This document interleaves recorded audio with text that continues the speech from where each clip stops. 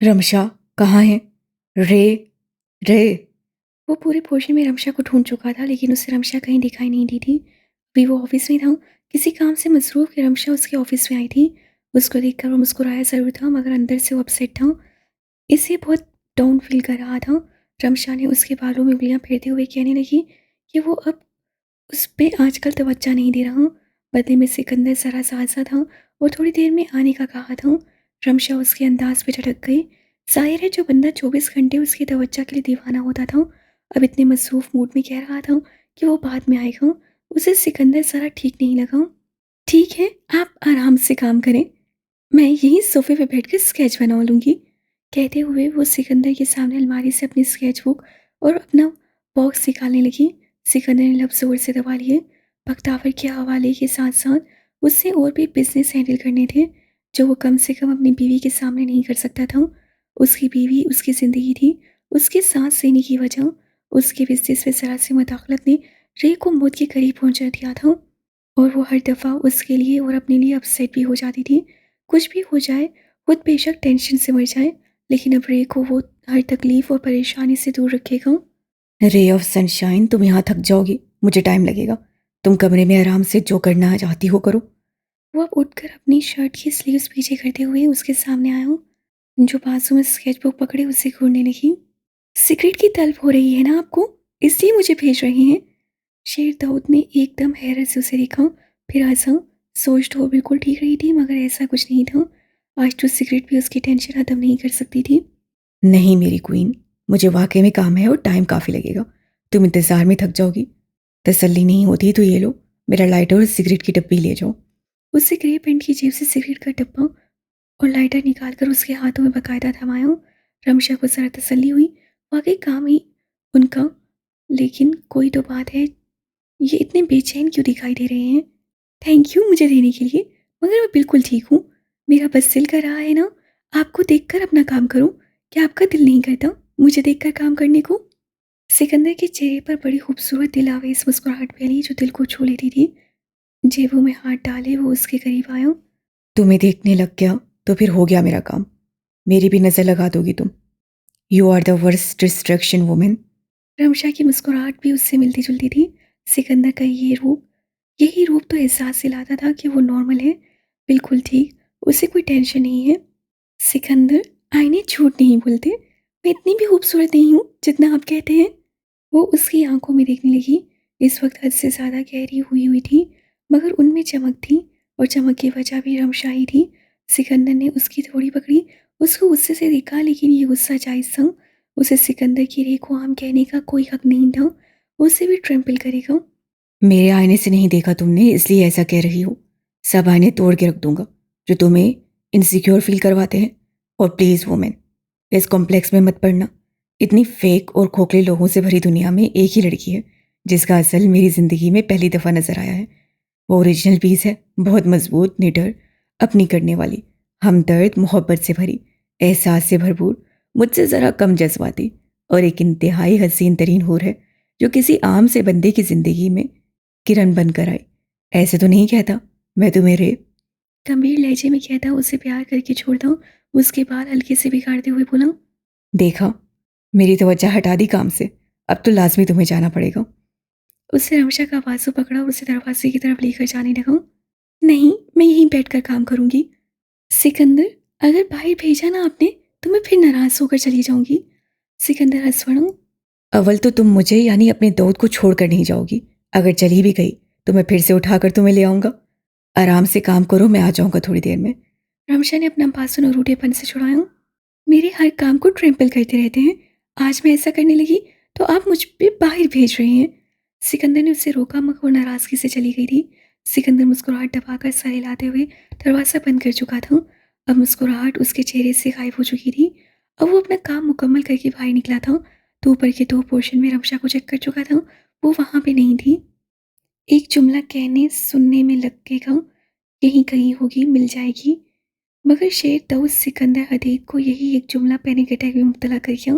नीचे आकर उससे रमशा को आवाज़ें दी, जो आसपास काम वाला सामने नजर आया। उससे भी पूछा, लेकिन उन्हें कोई पता नहीं था। अब तो आ गया सिकंदर का गुस्सा। क्या मतलब? अंधे होकर घूमते रहते हो घर में, बीबी कहीं भी नजर नहीं आई। पे तो वो अपना गुस्सा काबू ना कर सका और धाड़ कर सलीम को डपट दिया। अब बेचारा सलीम क्या कहता। साहब ने उसे कहा था कि बीबी आस-पास हो तो सबकी नसें झुक जानी चाहिए। कैसे दिखता हूँ? अब कह रहे थे कि देखा क्यों नहीं? ये साहब की आखिर प्रॉब्लम क्या है? सिकंदर गुस्से से उसे घूरता बाहर की तरफ बढ़ा, लेकिन वो बाहर कैसे हो सकती है? कुत्तों को तो खुला छोड़ दिया जाता और ये बात रमशा अच्छी तरह जानती थी। अगर उसे वहाँ पर मिली तो भी उसे सही डांटेगा, अगर वहाँ पे ना मिली तो बाद में उसका हश्र करेगा। वो बाहर आया, उससे लॉन चेक किया, वहाँ पर भी नहीं थी। उसे तो अब सही मानों में परेशानी हो गई। ये कहीं चली तो नहीं गई, मगर गेट पे गार्ड है, अगर वो चली जाती तो उससे फ़ौरन इत्तला मिल जाती। उससे पीछे लॉन की तरफ चेक करना बेहतर समझा। अगर वो वहाँ ना मिली तो फिर वो इस घर को हिला डालेगा। खुशकिस्मती से उसे वो वहीं मिली जहाँ अक्सर वो नमाज़ पढ़ा करती थी, झूले पे बैठी, स्केच बुक पे मसरूफ़। इस वक़्त वो सिकंदर को बहुत बुरी लगी। इतना दिमाग जो खराब कर दिया था उसने, और यहाँ मज़े से बैठी थी। तुम यहाँ बैठी थी? तो मुझे बता देती, कब से पूरा घर में तुम्हें पागलों की तरह ढूँढ रहा था। वो तेज़ी से कहते हुए उसके सामने आया। रमशा एकदम उसकी आवाज़ पर चौंक कर उछल पड़ी। उसकी उँगली से पेंसिल फिसल कर नीचे गिर गई। या अल्लाह सिकंदर! आप तो एक दिन मुझे हार्ट अटैक देंगे। रमशा ने उसे देखा जिसका मूड बिगड़ा हुआ था। कमरे में क्यों नहीं बैठी? यहाँ पर क्या कर रही हो? तुम्हें पता है कुत्ते खुले छोड़े हुए हैं। रमशा ने ताज्जुब से सर हिलाते हुए झुकी पेंसिल उठाई। ये मेरा घर है, मैं अब आपसे इजाज़त लेकर अपने घर में जगह-जगह जाया करूँ? उसका अंदाज़ सिकंदर को ज़रा सर्द सा लगा। कम से कम इस वक़्त तो ज़रूर है। तुम्हें पता है मैं तुम्हारे मामले में कितना हसास हूँ। इस वक़्त भी तुम्हें कमरे में इसलिए भेजा था ताकि तुम डिस्टर्ब ना हो। वो उसके साथ झूले पे बैठते हुए नरमी से अब बोला। रमशा नज़र आ गई थी, बस सारा गुस्सा हवा में उड़ गया। हशर करने के जो वो मंसूबे बना रहा था, वो बस एक दफ़ा ऊँची आवाज़ में डाँटना ही था। रमशा ने बुक बंद की और साइड टेबल पे रखकर उसकी तरफ रुख मोड़ा जो उसे ही देख रहा था। हसास की बजाय जज्बाती कहिए अपने आप को। सिकंदर, आपको पता भी है जब आप ट्रैम्पल करते हैं तो ट्रैम्पलिंग में सबसे ज़्यादा नुकसान आप अपना करवाते हैं। सिकंदर खामोशी से उसे देखने लगा। वो बोला कुछ नहीं, शायद वो उसकी बात से मुतफिक था। मैं जानती हूँ आपकी कंडीशन, आप किस दर्द से गुजरे हैं। ऐसे दर्द से गुजर कर कड़वी दुनिया का सामना करना बेहद मुश्किल है। आपकी जगह कोई और होता तो कब का पागल हो चुका होता या खुद को ही मार डालता, लेकिन आपने सरवाइव किया। मगर इसके साथ साथ आप अपने आप को नुकसान पहुंचा रहे हैं। मेरे और बख्तावर के हवाले से आप इतने जज्बाती हैं कि हमें कुछ हो ही ना, बाकी जो हमसे जुड़े लोग हैं वो मुतासिर होते रहें। सिकंदर ने उसका हाथ पकड़ा। सोफी आपी के साथ जो हुआ वो मेरे और बख्तावर के साथ कभी नहीं होगा। ये डर आपको अपने अंदर से ख़त्म करना पड़ेगा। मुझे आपसे बहुत मोहब्बत है, आपकी फ़िक्र है, इसलिए कह रही हूँ, नॉर्मैलिटी की तरफ आइए। दुनिया को ट्रैम्पल करते वक्त एक दिन खुद आप ट्रैम्पल ना हो जाए। सिकंदर ने उसे देखा फिर हंसा। आज वो ज़रूरत से ज़्यादा ही हंस रहा था। शायद अपना दुख भगाने के लिए ऐसा कर रहा था। वो ज़ाहिर नहीं करना चाहता था, मगर फिर भी वो रमशा की नज़रों में ज़ाहिर कर रहा था। अब कितना ट्रैम्पल होऊंगा मैं रे? उससे रमशा से नसें हटाकर नीम अंधेरे लॉन की घास को घूरने लगा। जिन दिनों मुझे दिमागी मदद की शदीद ज़रूरत थी, उन दिनों में गलत कामों में मुलविस हो गया। शायद मुझे लगा ये मेरा असल है, ये चीज़ मुझे सुकून दे ही देगी। जिसकी तलाश में मारा मारा फिर रहा हूँ। दुनिया तो कब का मुझ पे थूक चुकी थी। माँ बाप तो सर पर नहीं थे, बस एक दोस्त था, वो भी बेचारा ज़्यादा से ज़्यादा क्या कर सकता था। मेडिसिन और थेरापी पता क्या होती है थी मेरी। उसे मुस्कुराकर रमशा को देखते हुए कहा। रमशा को उसकी मुस्कुराहट को देखकर रोना आया। खून बहाना, टॉर्चर करना, तड़पती हुई चीखें सुनना, जिस्म के हिस्से को अलहदा करना, शराब पीना, नशे में धुत रहना, ये सारी चीज़ें मेरी वक्ती बेसुकूनी को दूर करने लगी। वो बोलते हुए चुप हो गया, जैसे बोलने के लिए उसके पास अल्फाज नहीं रह गए थे। लोगों को तो मैं साइको ही लगूंगा, लेकिन लोगों को क्या बताऊं कि ये सोफ़ी की आवाज़ है। उसका टूटी गुड़िया की तरह गिरा वजूद मुझे हॉन्ट करता है। ऊपर से तुम्हारे मौत के करीब जाना, बख्तावर को गोली लगना। कहते हुए एकदम से उठ गया। पेट में जलन सी शुरू हो गई थी। वो जब जब ऐसी चीज़ें सोचता था या जिक्र करता था तो उसकी ऐसी हालत हो जाती थी। जलन थी तो गुस्सा भी खामखा आ गया। और क्या तुम बुक पर सारा दिन लगी रहती हो? मैं तो ज़रूरी हूँ ही नहीं, उठो। उससे रमशा का बाजू पकड़कर उसे खींचा। सिकंदर, अल्लाह मेरे, ये आदमी, मुझे ये नहीं पीना, कितना गंदा है। बख्तावर ने बोल पीछे किया तो रायना ने उसे सरा सा घूरा। गंदा बेशक हो, लेकिन तुम्हें ये पीना पड़ेगा। चाचू ने कहा है तुम्हारी डाइट ही बिल्कुल ख़राब है और जल्दी ठीक नहीं होना। 6 दिन बाद तुम्हारा एग्ज़ाम है। उससे चम्मच उसके होंठों के करीब किया कि दोरायना के चाचू के जिक्र पे उसका मुंह बिगड़ गया। मैं बिल्कुल ठीक हूँ अभी, और डाइट से कुछ नहीं होता। डॉक्टर है, न्यूट्रिशनिस्ट नहीं, मतलब कुछ भी। उस बेचारी का गुस्सा बनता था, मशवरे भी कौन दे रहा है। क्या बहस हो रही है? और दोरायना, तुम इसे सूप मुकम्मल क्यों नहीं करवाया अभी तक? उदात की आवाज़ पर दोनों ने मुड़कर उसे देखा, जो जूस ट्रे में पकड़े बख्तावर को तेज नजरों से देख रहा था। लेकिन ना जाने क्यों बख्तावर को उसके होंठों पर शरारती मुस्कान महसूस हुई, जैसे वो बड़ी मुश्किलों से छुपाए जा रहा था। चाचू, जो आपने सूप बनाया है वो ये बिल्कुल नहीं पी रही, वो अम्मा की जिद कर रही है। बख्तावर, अगर तुम्हारे मामा को पता चल गया तो वो बहुत नाराज़ होंगे। प्लीज़ आप ही, मैं इस वक्त सिर्फ सोना चाहती हूँ। वो पीछे होकर कंबल तान कर लेटने लगी कि उदात की आवाज़ पर उसे रुकना पड़ा। बाद में सो जाना, मगर हम मज़ीद कोई मुसीबत मोल नहीं ले सकते। इसलिए चुपचाप करके सूप पियो, और ये जूस भी रखा है, फ़ौरन इसे पीना। दुराना चाचू के जिम्मेदार रूप को देखकर बहुत खुश हुई। चाचू को नॉर्मेलिटी की तरफ देखकर वो पुरसुकून हो गई थी। अब सब कुछ ठीक हो जाएगा। देखो चंदा, चाचू कितना ख्याल रख रहे हैं तुम्हारा, वरना हम गरीबों को तो पूछते ही नहीं थे। तुम कितनी लगी हो। चलो जल्दी से सूप पियो, फिर जूस पीकर दवाई खाकर सो जाना। बख्तावर ने बेख्तियार हुदात को देखा था। हुदात भी एकदम से कंफ्यूज हो गया। ये क्या बोल रही है आयना? आप ही मगर? अगर मगर कुछ नहीं। उफ, तुम्हारी टेंशन भी भूल गई। अम्मी से ज़रूरी बात करनी थी। तुम एक काम करो, ये जल्दी से फटाफट ख़त्म करो। मैं आऊँ तो ख़त्म होना चाहिए। चाचू, ज़बरदस्ती करनी है आपने। अगर कोई नखरे दिखाइए। अब तो खुदात का मुंह खुल गया। क्या मतलब? मैं अब जाने ही वाला हूँ। बाद में चले जाइएगा डॉक्टर साहब, पहले मरीज़ा को ठीक कीजिए, वरना हन्नान मेरा हशर कर देंगे। चलो पियो, चाचू नजर रखिएगा। वो कहते हुए कमरे से गायब हो गई। अब वो दोनों अकेले थे। उदार ने गहरा सांस लेते हुए ट्रे साइड टेबल पे रखी और सामने कुर्सी पे बैठ गया। ख़त्म करो। उससे आहिस्ते से कहते हुए बाउल की तरफ इशारा किया, जो बख्तावर की गोद में पड़ा था। ये क्या बनाया है? इतना तो मुझे भी पता है कि ये मरीजों का खाना हर किस नहीं हो सकता। आपने मुझसे बदला लेने के लिए ज़रूर कुछ किया है। उदात बख्तावर को देखकर अपनी नजरें फेर चुका था। ब्लू जीन्स सीली शर्ट में वो हैंडसम लग रहा था। बालों पे जेल लगाकर उससे बन बनाया हुआ था। मैं इतना जालिम नहीं हूँ कि एक बीमार बंदी के साथ जुल्म करूँ। अगर सूप अच्छा नहीं लग रहा तो मत पियो, मगर जूस ज़रूर है। दवाई ऐसे नहीं दे सकता मैं। उदात की नरमी से बात करने में ना जाने की उसे चिढ़ हुई। कुछ दिनों से वो वाकई चिड़चिड़ी सी हुई जा रही थी। मुझे नहीं कुछ खाना पीना, थैंक यू मेरी फिक्र करने के लिए, मगर इसकी ज़रूरत नहीं है। उदात टांग के ऊपर टांग रखे उसे देखने लगा। वो बोल साइड टेबल पे रखकर कंबल हटाकर उठी उठी थी कि उसका सर चकराने लगा। अब उदात को उठकर उसे संभालना पड़ा। इंजेक्शन जब ला रहा था तो उस वक्त बोलती क्यों बंद हो गई थी? उस वक्त तो बड़ी दावत से कह जा रहा था, मैं खाना खाकर दवाई ले लूँगी। तुम्हारे मामा ने वैसे ही तुम्हें बहुत बिगाड़ा है, ना जाने तुम्हारा क्या होगा। उसे तकिया पीछे रखकर उसको टेक लगवाई।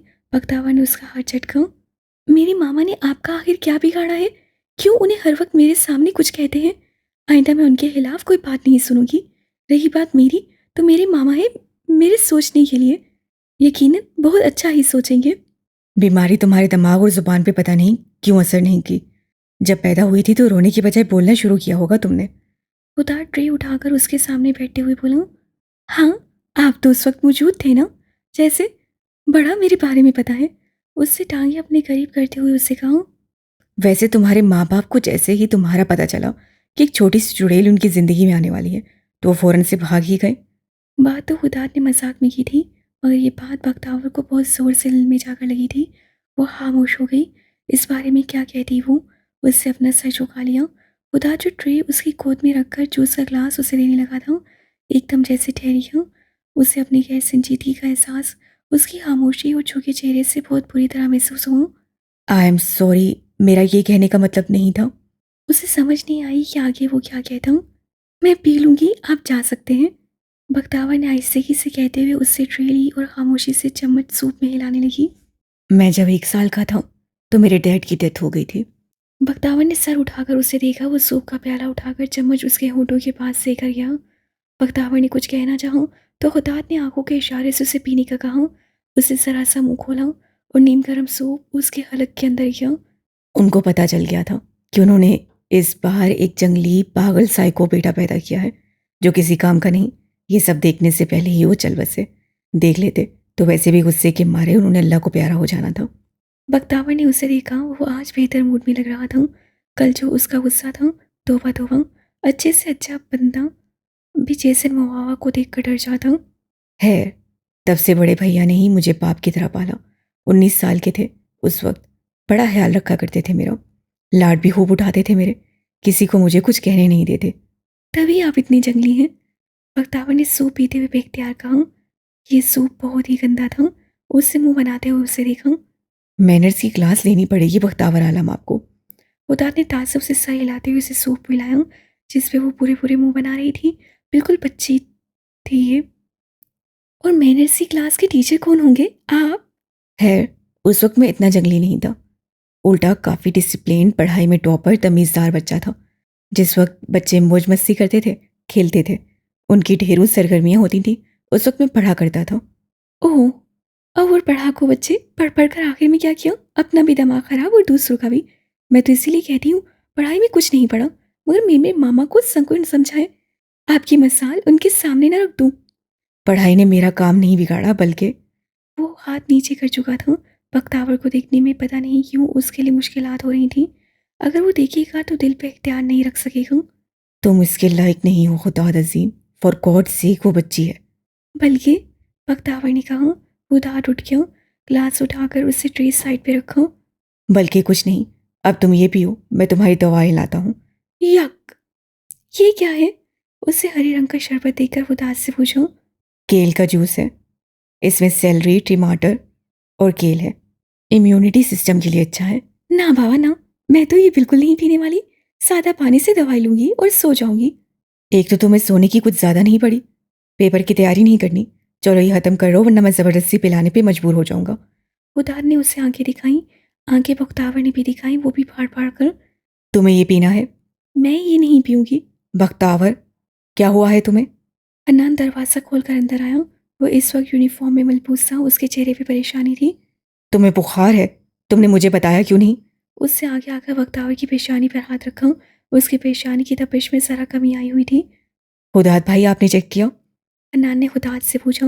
वो जो जवाब देने लगा था उससे पहले बख्तावर ही बोल बैठी। मैं ठीक हूँ हानी मामा, बस ज़रा तबीयत खराब हुई थी। ज़रा तबीयत खराब? हालत देखो अपनी, डॉक्टर को बुलाने की ज़रूरत है कि नहीं? नहीं, ज़रूरत तो नहीं है, बस ये ज़रा खाकर कुछ मेडिसिन ले लेती तो इससे शाम तक ठीक हो जाना था, मगर ये कुछ ले ही नहीं रही। मैंने कहा चलो इंजेक्शन ही लगा दूं तो मना करने लगी। क्यों नहीं सुन रही? एक तो भाई मेरा इतना ख्याल रख रहे हैं और तुम नखरे कर रही हो। खाना? वो बख्तावर की गिरद बाजू फैलाते हुए उसे डपट कर उदास से पूछने लगा। खाना बाद में दे देंगे, पहले ये जूस पी ले, और ये ले ही नहीं रही। उदास ने आंखों में शरारत लिए बख्तावर को देखा, जो मुंह खोले अन्नान को देखते हुए बोली। हानी मामा, मुझे ये जूस नहीं पीना। ये सच में बहुत गंदा है। मेरा गला वैसे भी खराब है और जूस तो आपको पता है उससे गले को खराब करता है। मुझे बस सादा पानी दे, मैं सो जाऊंगी। वो डॉक्टर हैं कि तुम? लाइए हुदात भाई, मुझे दे, मैं पिलाता हूँ, कैसे नहीं पीती।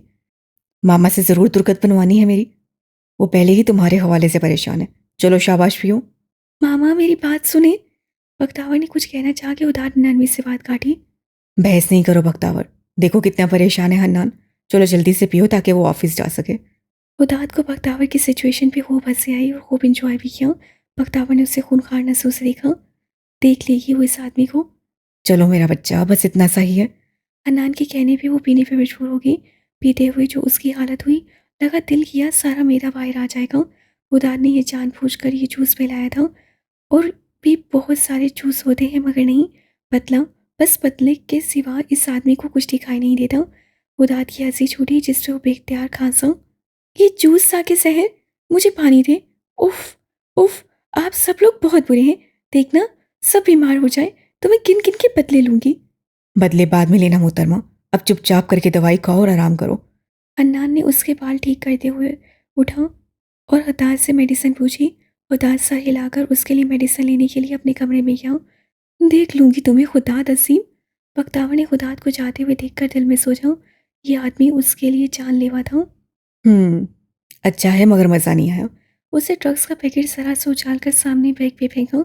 टांग पे टांग रखे वो सिगार को उंगलियों के बीच पे घुमाते हुए उनको देखने लगा, जिनके तासुरात उसके एक ही जुमले में बदल गए थे। ये सबसे बेहतरीन माल है बा, ऐसा माल बहुत से लोगों की पहुंच में नहीं आ सका, तुम लगी हो। वो ताहिर की बात पे बेख्तियार सा। अच्छा, मैं लगी हूँ।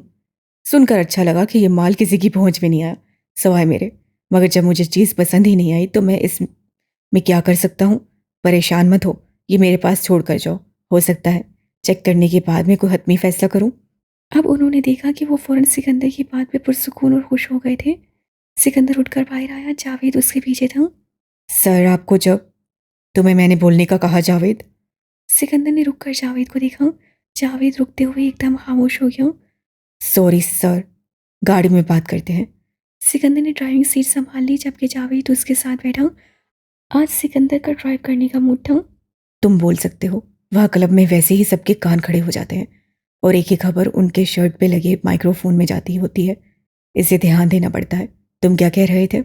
जावेद ने सर हिलाते हुए गला खंगार कर कहा। सर, आपको जब माल पसंद नहीं आता तो आपने फिर भी उनसे क्यों ले लिया? सिकंदर मुस्कुराया।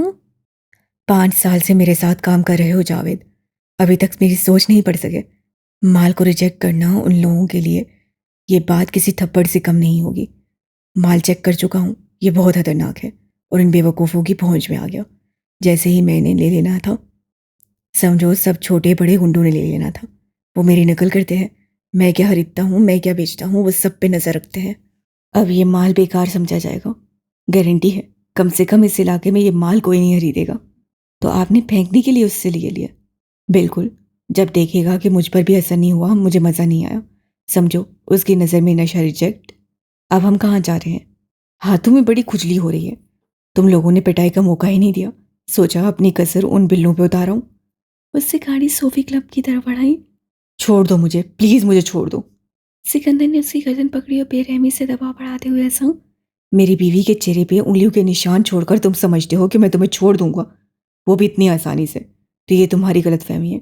बोला था ना उससे कि वो किसकी बीवी है, तो क्यों खौफ नहीं आया तुम्हारे दिल में? बोलो, जब अपने अंजाम का पता था फिर भी ऐसी हरकत क्यों की? क्यों? सिकंदर ने उसके जख्मी गाल पे जोर से थप्पड़ मारा। वो जलन से तड़प उठा। फारूक ने अपनी आंखें बंद कर दी। सिकंदर ने एक दफ़ा भी उसे हाथ नहीं लगाया। वो दिल में कह रहा था कि काश लगा देता। उधर वो उसको जिस्मानी टॉर्चर दे रहा था और यहाँ उसे ज़हनी और मानना पड़ेगा, ज़हनी जिस्मानी टॉर्चर से ज़्यादा तकलीफ होता है। मैं माफ़ी मांग लूंगा मगर प्लीज़ मुझे छोड़ दो। सिकंदर ने उसे जोर से ज़मीन पे फेंका और उसकी पुष्ट पे फूट रखकर कहा। माफ़ी? उसे तकलीफ देकर कहते हो कि अब माफ़ी मांग लूंगा? सॉरी, मैं इतना रहम दिल नहीं हूँ, कम से कम अपनी बीवी के मामले में तो बिल्कुल नहीं। आज तो मैं छोड़ दिया तो कल कोई और ऐसी हरकत करेगा और मैं ऐसा होने नहीं दूंगा। उससे अब उसके कहराने पे अपना पाँव से हटाया। जावेद। जी सर। जावेद फौरन नुमादार हुआ। इन्हें जीप में फेंको और अस्पताल एडमिट करवाओ। इन दोनों के घर वालों को इतला दो और किसी भी तौर पे मेरा नाम नहीं आना चाहिए। अगर आया तो इन दोनों से पहले मैं तुम्हारा हशर करूंगा। कहकर अब वो अपना बाजू की स्लीव्स को पीछे करता फारूक के पास आया, जो रुख मुड़े लंबी लंबी सांस ले रहा था। सिकंदर के चेहरे पे मुस्कुराहट फैली। कैसे हो छोटे भाई, मज़े में हो कि नहीं? वो चलते हुए उसके पास आया और घुटने के बल झुककर उसे देखने लगा, जिसे सिकंदर के बोलने पर भी अपनी आंखें नहीं खोली थी। यार, तुम तो बड़े बागी से थे, एकदम से तुम्हें क्या हो गया? ये लंबी कस पर जुबान कहाँ गायब हो गई? अब फारूक ने अपनी आंखें खोली, उसे सिकंदर को देखा, फिर अपनी खुश्क लबों पर जुबान फेरते हुए उससे गहरे और सांस लेकर आहिस्ते से कहा। बाबा की खातिर मुझे छोड़ दो सिकंदर। सिकंदर की आंखें हैरत से फैली, फिर वो हंसा। किस बाबा की खातिर? तुम्हारा बाप मेरा आखिर क्या लगता है जो उसकी खातिर तुम्हें छोड़ दूं? तुम उनकी पहली औलाद हो सिकंदर। वो आगे से बोलने लगा था कि सिकंदर अचानक से दौड़ा। चुप, जुबान अपनी बंद रखो। ना ही वो मेरा बाप है ना मैं उनका बेटा, कम से कम इस वक्त तो बिल्कुल भी नहीं है। बच्चा समझा हुआ है मुझे, जो मैं तुम्हारा इमोशनल ब्लैकमेल बातों में आ जाऊंगा और तुम्हें छोड़ दूंगा। नहीं नहीं फारूक मियाँ, अभी तो शुरुआत है, आगे आगे देखो तुम्हारे साथ होता क्या है। सिकंदर अपनी छुरी निकाल चुका था। एकदम उसकी जेब में मौजूद फ़ोन बजने लगा। उससे फ़ोन निकाल कर देखा तो अनीका का फ़ोन था। उससे फारूक को देखा, जो अपनी आंखें जोर से मीच चुका था। उठकर उससे फ़ोन कान से लगाया। हाँ बोलो बच्चे।